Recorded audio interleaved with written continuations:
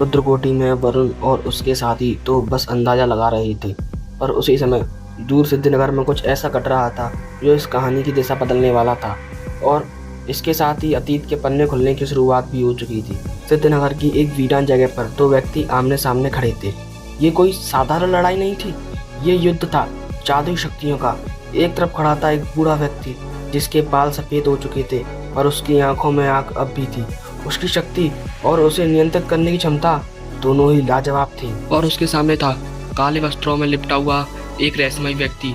उसका पूरा शरीर सिर से पांव तक काले कपड़ों में ढका था, बस उसकी लाल चमकती आंखें दिख रही थी।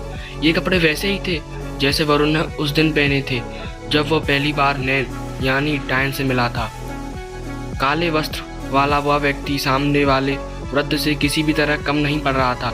उसकी उम्र का अंदाजा लगाना संभव था, पर उसकी ऊर्जा मानो 100 तूफानों के बराबर थी।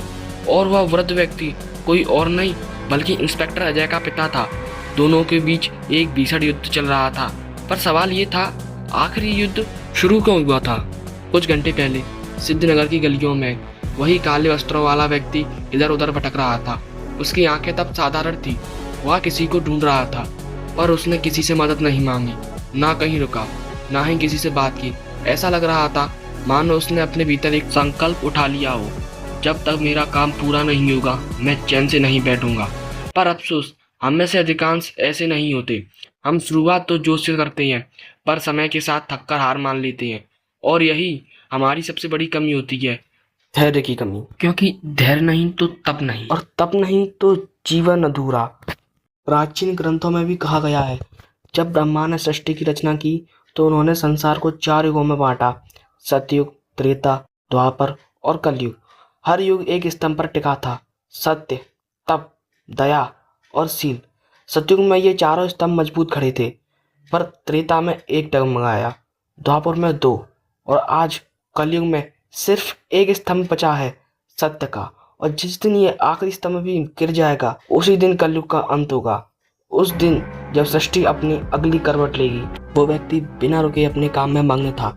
उसका हर कदम किसी तय मंजिल की ओर बढ़ रहा था, और कुछ ही देर में वो वहीं पहुंचा जहां उसे पहुंचना था। उसके सामने खड़ा था एक पुराना सा घर, वही घर जो इंस्पेक्टर अजय का था। वो काले कपड़ों में लिपटा व्यक्ति बिना किसी हिचकिचाहट के आगे बढ़ा और घर के गेट को ठक ठक करने लगा। थोड़ी देर बाद दरवाजा खुलता है। सामने वही बूढ़ा आदमी खड़ा था।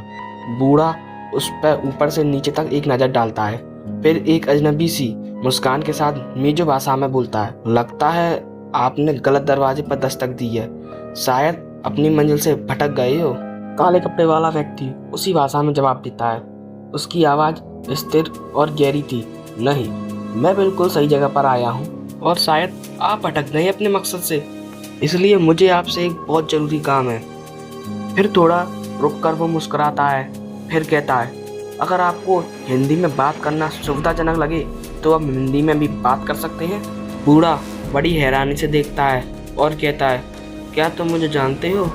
काले कपड़ों वाला व्यक्ति एक रहस्यमय मुस्कान के साथ कहता है, कैसे पूछ सकता हूँ मैं आपको, आप ही तो थे जिन्होंने उसे सिद्ध किया था। बूढ़े के चेहरे पर अब गहरी गंभीरता उतर आई। जो व्यक्ति कुछ पल पहले एक शांत, सभ्य और सामान्य इंसान लग रहा था, अब उसका रूप बदल रहा था। उसके चेहरे के भाव कठोर हो गए, आंखों में तीखापन उतर आया था। उसके खड़े होने का ढंग भी बदल चुका था, जैसे वो अब किसी घातक वार की तैयारी में हो। लेकिन काले कपड़े वाला व्यक्ति अब भी स्थिर खड़ा था। उसकी आवाज़ में जरा सा भी डर नहीं था। वो कहता है, डरिए मत, मैं ये युद्ध करने नहीं आया, मैं तो बस उस चीज को लेने आया हूँ जिसे आपने और उसने मिलकर सिद्ध किया था। बूढ़ा गहरी आवाज में पूछता है, कौन उसने? काले कपड़े वाले व्यक्ति की नजरें अब और गहरी हो गई। तुम्हें याद है वो रात जब तुमने वो वचन तोड़ा था? बूढ़ा कुछ पल चुप रहता है, फिर धीरे से बोलता है, अंदर आओ। वो उसे घर के भीतर ले जाता है और दरवाजा धीरे से बंद कर देता है। दरवाजे के बंद होते ही हवा में एक अजीब सी सरसराहट गूंज उठती है, जैसे दीवारें खुद उस बातचीत की गवाह बनने वाली हो जो आने वाले वक्त में पूरी कहानी की दिशा बदलने वाला था। एपिसोड समाप्त। हमारी कहानी यहाँ तक सुनने के लिए धन्यवाद। अगला एपिसोड इससे भी ज़्यादा मज़ेदार और अच्छा होने वाला है, तो इंतज़ार कीजिए, जल्दी आएगा। तब तक के लिए बस इतना ही।